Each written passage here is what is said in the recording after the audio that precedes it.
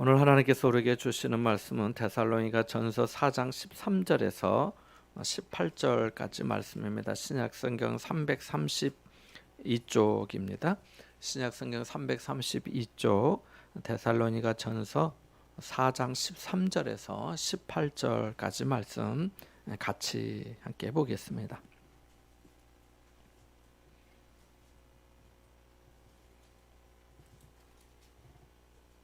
함께 봅니다.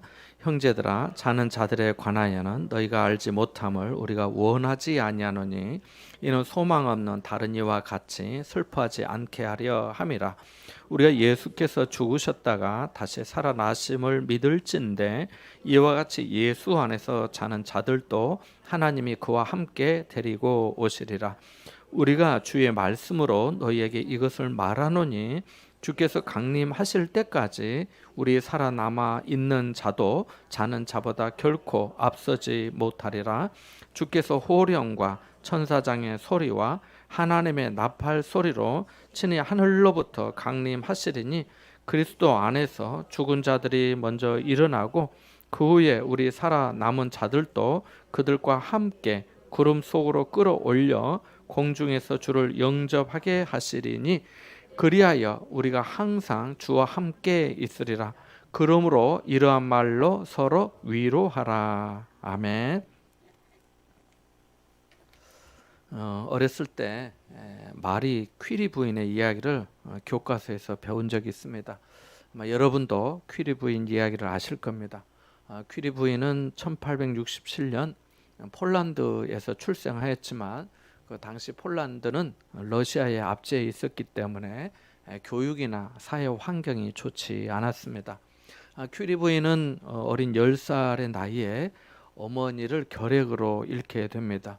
어머니의 죽음의 설상가상으로 사업까지 실패한 아버지는 남은 5 아이를 키우기 위해서 학생들 과외를 시작했습니다.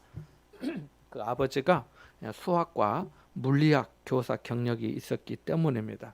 아버지는 자녀들을 키우면서 토요일 밤마다 고전 문학을 읽어주고 자작 시를 낭송하는 등 아이들 교육에 많은 노력을 기울였습니다. 특히 아버지는 과학 실험 도구로 여러 가지 그 간단한 실험을 했는데 머리가 유달리 좋고 암기력이 뛰어난 마리 퀴리에게 그것은 훗날 과학자가 되는데 큰 영향을 끼쳤습니다. 퀴리는 이 모임을 아름다운 토요일 밤이라고 말했습니다. 퀴리도 17살 때부터 과외 선생을 하면서 공부를 혼자 독학하였습니다. 당시 폴란드에서는 여자가 대학에 들어갈 수 없었기 때문에 퀴리의 아버지는 퀴리를 프랑스로 보냈고 1891년 그녀의 나이 24살 때에 파리의 소르본느 대학에 입학하였습니다. 한 번은 어느 부잣집에서 들어가서 이제 살면서 가르쳐 주는 것을 입주 과외라고 하잖아요. 그 입주 과외를 하게 되었는데 그 집의 큰 아들이 퀴리를 좋아하게 되었습니다. 두 사람은 사랑하게 되었습니다. 하지만 그 집에서 퀴리가 너무 가난에 반대하였고 퀴리를 쫓아냈습니다. 그녀는 너무 추운 냉방에서 겨울을 나는 등 이루 말할 수 없는 고생을 했습니다. 아마 어렸을 때 배웠던 교과서에 이 내용이 있었던 것 같습니다. 하지만 이 모든 역경을 물리치며 그녀는 연구에 몰두하였고 1895년 그녀는 물리학자 피에르 퀴리와 결혼하고 또 연구를 계속하였습니다. 그리하여 1898년에 방사능 물질인 나듐을 발견하였습니다. 이 라듐의 발견은 약 400번의 실험을 통해 완성되었다고 합니다. 라듐은 우라늄에 비해 훨씬 강한 방사능을 가진다고도 합니다. 이 업적으로 1903년 퀴리 부인은 우리가 아는 바와 같이 노벨 물리학상을 수상하게 됩니다. 사람들은 라듐 그 추출법을 특허 출원하라고 야단이었습니다. 그것으로 환자를 치료하면 돈을 많이 벌 거라고 했습니다. 물론 지금은 그렇지는 않습니다만 그 시대에 그랬다는 거지요. 하지만 그녀는 거절하면서 지구에서든 어떤 거라도 사람이 가질 수 있는 권리는 없어요. 이러한 것으로 아픈 사람을 이용해 나는 돈을 벌고 싶지는 않아요 라고 했습니다. 1차 세계대전이 일어났을 때에도 라듐을 스위스로 옮겨가서 계속 연구하였습니다. 그리하여 1911년 노벨 화학상을 받았습니다. 한 번도 어려운 상을 무려 2번이나 수상한 그녀에게 영국의 왕립 아카데미에서 그 안에 연구와 업적의 노고를 취하며 금메달을 하사했습니다. 어느 날 노벨상과 또 왕립 그 금메달, 영국 왕립 아카데미에서 준 그 금메달이 무척 궁금한 그녀의 한 친구가 불쑥 찾아와서 그 명예롭고 기념비적인 그 금메달 좀 구경 좀 하자고 좀 보여달라고 했습니다. 그랬더니 큐리가 친구에게 평소처럼 아무렇지 않게 이 방바닥에서 놀고 있는 어린 딸을 이렇게 가리키면서 그 딸아이가 가리켰습니다. 딸아이는 보통 사람들이 상상할 수도 없는 그 금메달들을 장난감과 함께 가지고 놀고 있었습니다. 깜짝 놀라서 눈이 휘둥그레진 친구에게 퀴리는 아무렇지 않은 표정으로 이렇게 말했다고 합니다. 명예라는 것은 잠깐 가지고 놀 수 있을 뿐 그것을 움켜쥐려고 하면 오히려 아무것도 이루지 못하게 된다는 사실을 딸아이에게 깨우치게 하는 중이야. 이렇게 말합니다. 퀴리는 자신이 지독한 가난과 싸움에서 성취한 것으로 명예와 부를 쌓으려 하지 않았습니다. 그것은 인류가 공유해야 할 가치라고 여겼습니다. 이 큐리의 정신은 그녀의 딸에게도 전수되어서 딸도 1935년 남편과 함께 노벨 화학상을 또 받았습니다. 이대에 걸쳐 가족은 모두 3개의 노벨상을 받은 이 세상에서 전무후무한 엄청난 명예를 누렸습니다. 아인슈타인 박사는 세계적으로 성공한 과학자 중에서 명성 때문에 부패하지 않은 유일한 인물이 마리 퀴리라고 칭송하기도 했습니다. 그러나 그녀는 젊었을 때부터 이미 수많은 실험으로 이 방사능에 피폭이 되어서 노출되어서 백혈병에 걸리게 되고 그걸로 죽게 되었습니다. 임종을 앞두고 그녀의 손녀가 이렇게 말했습니다. 할머니, 수많은 실험 때문에 몸이 아프게 되었는데 할머니 후회하지 않으세요? 라고 말합니다. 그러자 퀴리 부인은 삶은 어딘가에서 멈추게 마련이야. 멈추는 그 순간까지 내가 할 일이 있었고 또 그 일을 정말 열심히 했는데 뭘 후회하겠니? 라고 대답했다고 합니다. 삶은 어딘가에서 멈추게 마련이야 라고 하면서요. 그녀가 이루어간 업적은 실로 엄청난 것이었지만 자신을 위해서는 그것을 별로 대수롭게 여기지 않았습니다. 그리고 그것을 자기 것이라고 여기지도 않았습니다. 마리 퀴리 부인이 말한 것처럼 우리 삶은 어딘가에서 반드시 멈추게 되어 있습니다. 이것을 우리는 죽음이라고 합니다. 죽음이라는 말이 단절과 상실과 분리와 고통과 두려움을 연상시키기에 반갑지 않을 수 있습니다만은 어느 누구도 이 죽음을 피할 수 없습니다. 다윗이 임종을 앞두고 있을 때 이 솔로몬을 불러서 이렇게 말했습니다. 내가 이제 세상 모든 사람이 가는 길로 가게 되었노니 라고 말입니다. 그렇게 말한 것처럼 죽음은 모든 세상 사람이 가는 길입니다. 이 길에서 피하거나 벗어날 인생은 아무도 없습니다. 시편 90편 3절에 주께서 너희 인생들은 돌아가라 라고 하신 것처럼 모든 인생은 티끌로 돌아가게 되어 있기 때문입니다. 2022년 대통령 선거 유권자 가운데 60세 이상이 1305만 명 정도였습니다. 이 수는 전체 유권자 4417만 명 중에 29.5%에 해당되며 5년 전 19대 대선 당시보다 약 300만 명이 늘어난 수입니다. 60세 이상의 인구가 늘어난다는 것은 여러 가지 정치, 경제, 사회적인 의미가 있습니다만은 생각을 좀 이렇게 확장하면은 죽음과 관련 지어 볼 수 있습니다. 사람이 나이가 들수록 죽음과 거리가 가까워지기 때문입니다. 성경은 죽음의 원인이 죄라고 합니다. 모든 사람이 죄를 범하였고 죄의 삭은 사망이라고 하였기 때문입니다. 그러니까 죽음은 선택적인 사건이 아니고 보편적이고 절대적인 사건입니다. 그래서 죽음에 관심과 두려움을 가질 수밖에 없습니다. 일반인들은 죽음을 이 세상에서의 떠남, 분리, 단절, 끝이라고 생각합니다. 그래서 메멘토 모리, 즉 죽음을 기억하고 살라고 하는 말도 있습니다. 2020년 기준으로 우리나라는 30만 명의 새 생명이 태어났습니다. 근데 1994년도에는 한 해 출생자, 신생아가 72만 명이었습니다. 몇 년 사이 이렇게 줄었습니다. 제가 금방 다른 자료에 2020년 기준으로 보니까 금방 제가 30만 명이라 했는데 그 한 해 태어난 신생아 수가 다른 자료에는 27만 명으로 나와 있기도 합니다. 뭐 27만 명이든 30만 명이든 간에 94년도에는 72만 명이었는데 계속해서 줄고 있습니다. 그때 당시 2020년 기준으로 이것을 하루로 계산하면 질병이나 사고 등으로 하루에 약 830명에서 1000명이 죽어가고 있다는 것입니다. 그런데 저출산으로 이 균형도 말씀드린 대로 깨지고 있습니다. 더 줄고 있으니까요. 태어나는 사람이 줄고 있으니까.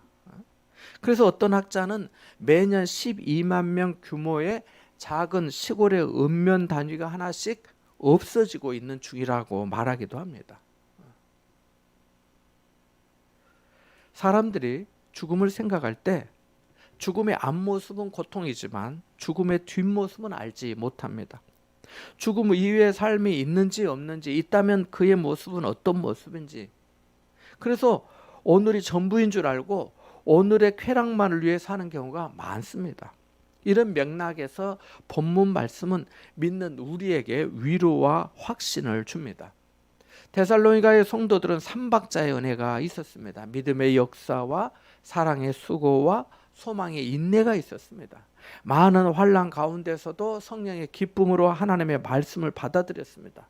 사역자들이 전하는 말씀을 사람의 말로 받지 아니하고 하나님의 말씀으로 받아들였습니다. 그래서 말씀이 그들 속에서 역사하였습니다. 그 믿음의 소문이 마게도냐 각처에 퍼졌습니다.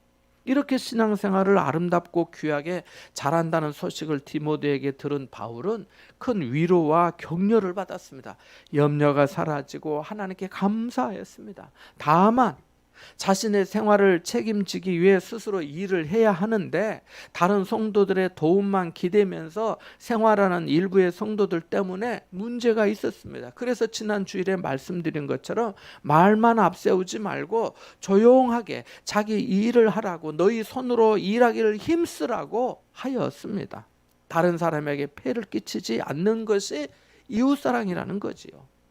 또한 이것이 세상 사람들에게도 존경을 받는 것이고 아무에게도 신세지지 않는 것이다 라고 말했습니다. 이어지는 본문은 예수 그리스도 안에서 죽은 자에 대한 교훈입니다. 데살로니가 교회 성도들은 예수를 믿고 생활하다 죽은 자에 대해 궁금했습니다. 성경은 성도의 죽음을 자는 것이라고 합니다. 뭐라고 한다고요? 자는 것이라고 말합니다. 그렇습니다. 고린도전서 15장 18절에 보면 바울은 성도들의 죽음에 대해 그리스도 안에서 잠자는 자라고 하였습니다. 예수님께서 사랑하셨던 나사로가 병들어 죽었을 때에도 우리 친구 나사로가 잠들었도다 라고 예수님이 말씀하셨습니다. 본문의 말씀도 마찬가지입니다. 함께 13절과 14절의 말씀을 다시 한번 읽도록 하겠습니다. 같이 봅니다. 형제들아, 자는 자들에 관하여는 너희가 알지 못함을 우리가 원하지 아니하노니 이는 소망 없는 다른 이와 같이 슬퍼하지 않게 하려 함이라. 우리가 예수께서 죽으셨다가 다시 살아나심을 믿을진데 이와 같이 예수 안에서 자는 자들도 하나님이 그와 함께 데리고 오시리라. 아멘. 저는 그 할머니에게 제 큰 손자여서 동생들보다 특별한 사랑을 받았습니다. 그래서 할머니가 돌아가셨을 때 너무 많이 슬펐습니다. 할머니가 내 곁에 더 계셨으면 했고, 또 할머니가 더 많은 시간을 보내지 못한 것이 후회되기도 했습니다. 할머니는 내게 많은 것을 가르쳐 주시고 사랑해 주셨는데 나는 고작 할머니 아프실 때 병원에만 모시고 다닌 것밖에 생각나지 않았습니다. 할머니는 제가 결혼하는 것을 보셨고 하은이 3살 때까지 계셨습니다. 어느 날 할머니가 집에 오셨습니다. 제가 딸 하은이와 놀면서 예뻐하니까 할머니가 저보고 물으셨습니다. 딸이 예쁘냐? 그렇게 좋으냐? 제가 대답했습니다. 예, 할머니는 하은이가 안 예쁩니까? 그랬더니 이렇게 말씀하셨습니다. 나는 너를 더 예쁘고 귀하게 키웠다. 그렇게 말입니다. 할머니는 돌아가셨지만 아직도 내 안에 살아 계십니다. 할머니를 육신으로 다시 만날 수 없지만 할머니는 제 마음에 영원히 살아 계십니다. 바울은 데살로니가의 성도들에게 자는 자, 세상을 떠난 성도들에 대해 알기를 바라셨습니다. 왜냐하면 그래야 소망 없는 사람들처럼 슬퍼하지 않을 수 있기 때문입니다. 죽음은 인류에게 인간의 유한함을 확인시켜 주었습니다. 신약시대의 헬라 철학은 육신의 죽음을 인간의 마지막으로 보고 그 죽음을 슬퍼하고 괴로워하며 비통해했습니다.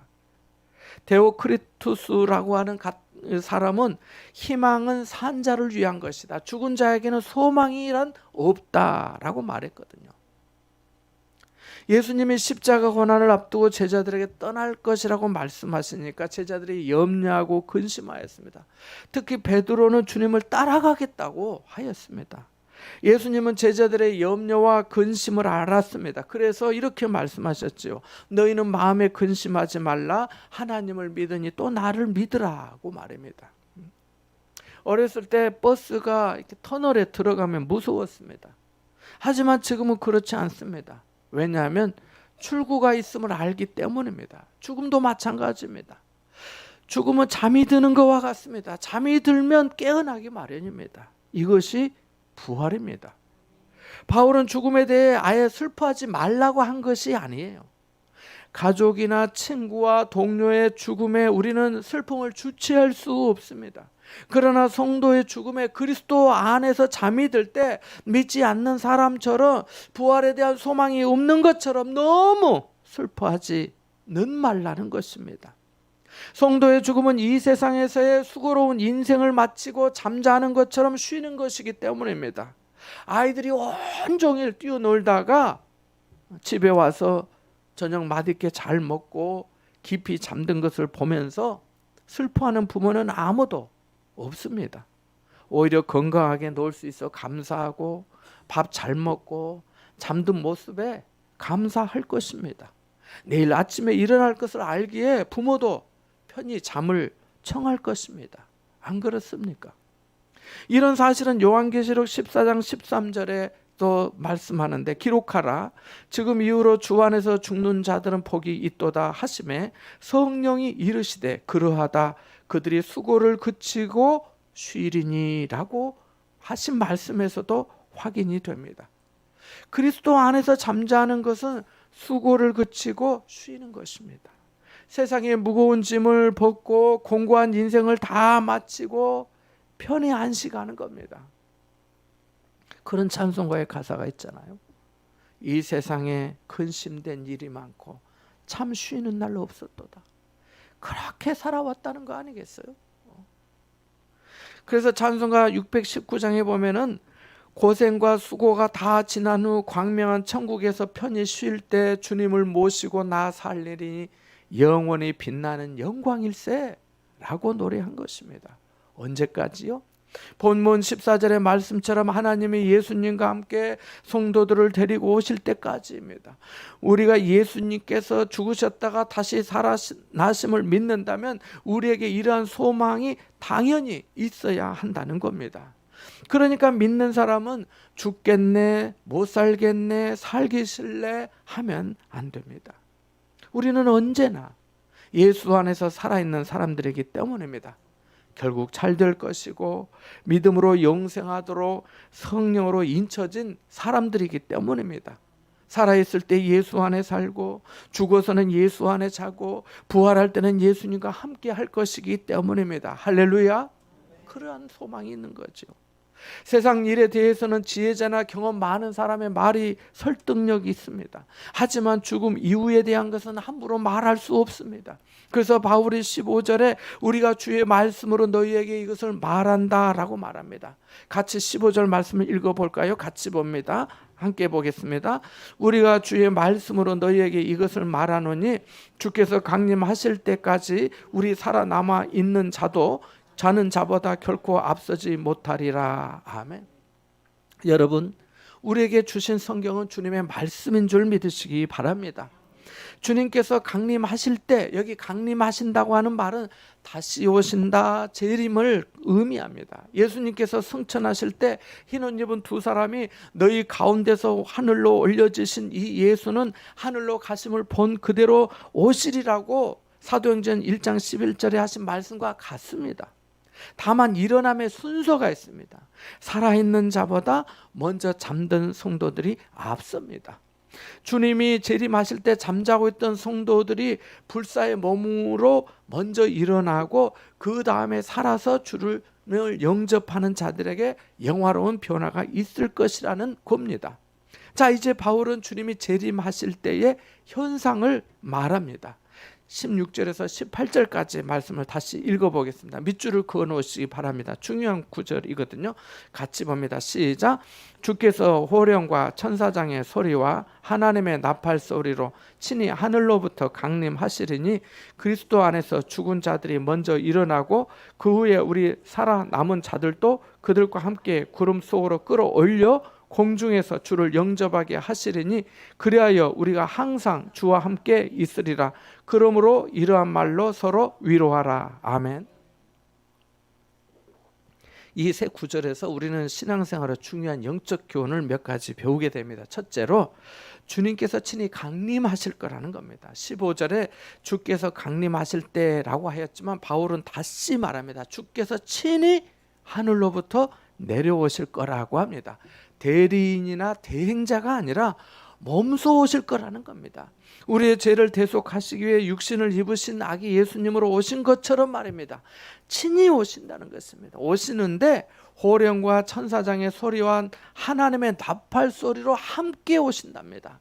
호령은 명령입니다. 권위 있는 자의 말에는 효력이 있습니다.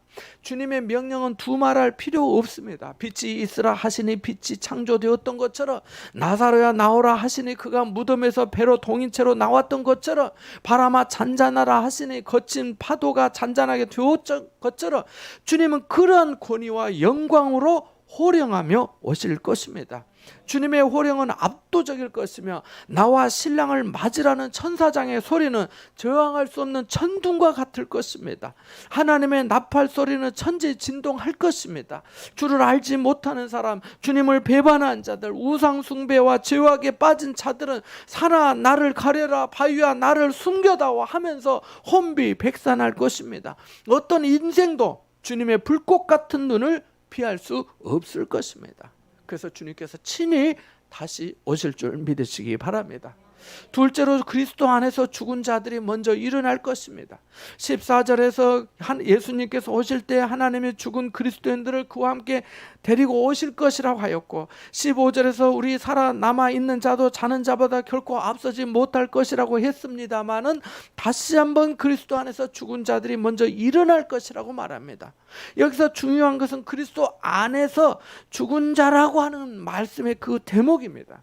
그러니까 그리스도인은 살아있을 때 그의 보호하심 안에 있고, 죽을 때도 그리스도 안에서 죽은 자가 되고, 부활할 때도 그리스도와 함께 부활할 것이고, 주님의 재림에 그리스도와 함께 올 것이기 때문에 성도는 그리스도에게서 결코 분리될 수 없다는 것입니다. 이 점을 꼭 기억해 주시기 바랍니다. 우리를 향하신 주님의 은혜가 함께 하시기 때문입니다. 셋째로 우리 살아남은 자도 그들과 함께 구름 속으로 끌어올려 공중에서 주님을 영접할 것입니다. 어렸을 때 이 말씀을 배우면서 저는 하늘을 나는 슈퍼맨을 생각했습니다. 막 7바퀴 반을 돈다니까 나도 슈퍼맨 하면서 보자기를 얘기하고 동산에 올라가가지고 바닥에서는 안 되니까 나무 소나무에 또 올라갔어. 한번 뛰어내려 봤습니다. 다리만 아팠습니다. 그러진 않았습니다. 너무 신날 것 같았습니다. 우리 생애에 이런 일이 일어난다면 주님의 오심에 우리는 넋을 잃고 황홀한 기쁨에 압도될 것입니다. 아마 이 순간에 주가 맡긴 모든 역사 힘을 다해 마치고 밝고 밝은 그 아침을 맞을 때 저희들과 한 소리로 찬송 부르기 전에 사랑하는 주를 먼저 배울 거라고 하는 노래를 할 수 있을 것입니다. 여기 끌어올려라고 하는 단어를 휴거라고 하는데요. 이 단어는 붙잡다, 잡아채다, 빼앗아가다, 데려가다 라고 하는 그런 뜻입니다. 그러니까 모든 성도가 주님을 영접하도록 땅에 있는 성도들을 하늘에서 잡아채간다는 것입니다. 이것은 하나님의 능력과 영광 가운데 번개가 번쩍임같이 이루어질 것입니다. 넷째로, 그래 우리가 항상 주와 함께 있을 것입니다. 임마누엘로 오신 예수님과 완전한 임마누엘을 일시적이 아니라 항상 영원히 함께 할 것입니다. 여기가 오늘 메시지의 가장 중요한 중심이라고 말씀드릴 수 있겠습니다. 여기 주보에는 항상 주와 함께 있으리라 했는데 리가 빠져 항상 주와 함께 있으리라. 항상 주와 함께 있으리라. 오래전에 이미순 권사님이 계셨습니다. 가난하셨지만 마음이 부자셨어요. 한 번은 차를 타고 어디를 가는데 밖에 아마 이맘때였던 것 같아요. 얼마나 좋으신지 눈이 바쁘다고 하셨습니다. 막 이게 눈에 이제 보느라고 바쁘다는 거죠. 교회를 사랑하시고 또 저를 많이 생각해 주셨습니다. 권사님의 장례에 다녀올 때 마음이 슬펐습니다. 그러나 지금은 그렇지 않습니다. 권사님이 주님께 택함을 받으시고 직분자로 세움을 받으시고 그리스도 안에서 살다가 그리스도 안에서 잠들어 쉬게 되었기 때문입니다. 주님이 내 생애 가운데 오신다면 권사님이 먼저 일어나실 것입니다. 그리고 나도 끌어올림을 받아서 공중에서 주님을 영접하게 될 것입니다. 권사님은 세상에 안 계시지만 할머니가 내 안에 여전히 계신 것처럼 그분도 내 안에 여전히 그 음성으로, 그 모습으로, 그 사랑과 섬김으로 살아 계십니다. 사랑하는 여러분, 우리가 언젠가 죽음을 맞이하게 될 것입니다. 그 시간은 분명 슬픔이 될 것입니다. 더 자라지 못한 후회와 아픔이 남을 수도 있을 겁니다. 그러나 소망 없는 사람들처럼 너무 슬퍼하지 마십시오. 성도는 단순히 흙으로 돌아가는 것이 아니라 그리스도 안에서 잠드는 것이기 때문입니다. 잠이 들었다가 주님이 재림하실 때 일어날 것입니다. 살아남은 우리도 끌어올림을 당하여 공중에서 주님을 영접할 것입니다. 그리하여 우리가 항상 주님과 함께 있을 줄 믿습니다. 나이가 들어갈수록 없던 병이 생기고 기억도 기력도 약해지는 것을 느끼고 있습니다. 몸이 죽어가고 있다는 신호입니다. 그러나 우리는 그냥 죽는 게 아닙니다. 그리스도 안에서 잠자는 것입니다. 그래서 주님 재림하실 때 반드시 신령한 몸으로 부활할 줄 믿습니다. 그리고 항상 주님과 함께 있을 것입니다. 주님과 항상 함께 하지 못할 것이라면 우리의 믿음과 수고와 인내가 무슨 소용이겠습니까? 주님과 항상 함께 하지 못할 것이라면 우리의 눈물과 섬김과 사랑의 헌신이 무슨 소용이겠습니까? 주님과 항상 함께하지 못할 것이라면 우리의 충성과 전도함이 무슨 의미가 있겠습니까? 주님과 항상 함께하지 못한다면 그곳을 천국이라 할 수 있겠습니까?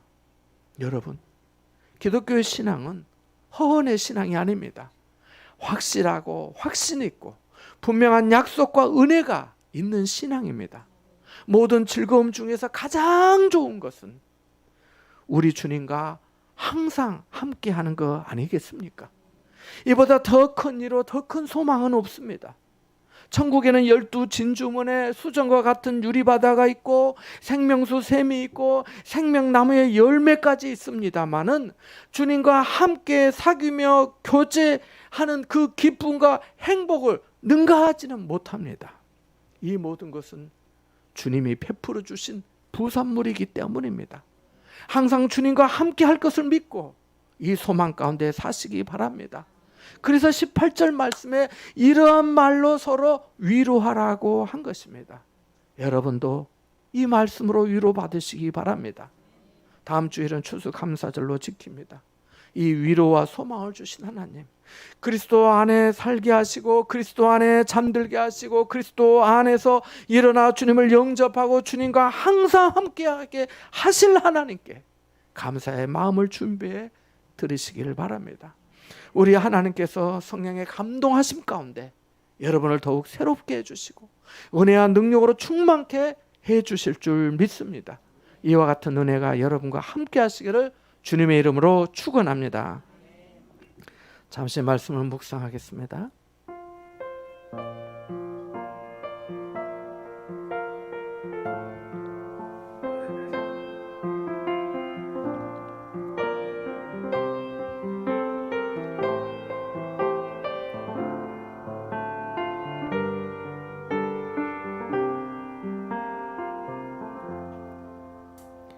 하나님 아버지, 우리에게 죽음을 넘어선 생명과 소망을 주심에 감사와 찬양을 드리옵나이다. 소망 없는 사람처럼 살지 않게 하시고 주님 다시 오실 때 저희도 끌어올려 공중에서 주님을 영접하게 하여 주옵소서. 그래야 우리가 항상 주님과 함께 영원히 그의 영광과 사랑 안에서 주님을 기뻐하며 찬양하며 영생하게 하옵소서. 예수 그리스도 이름으로 기도합나이다. 아멘.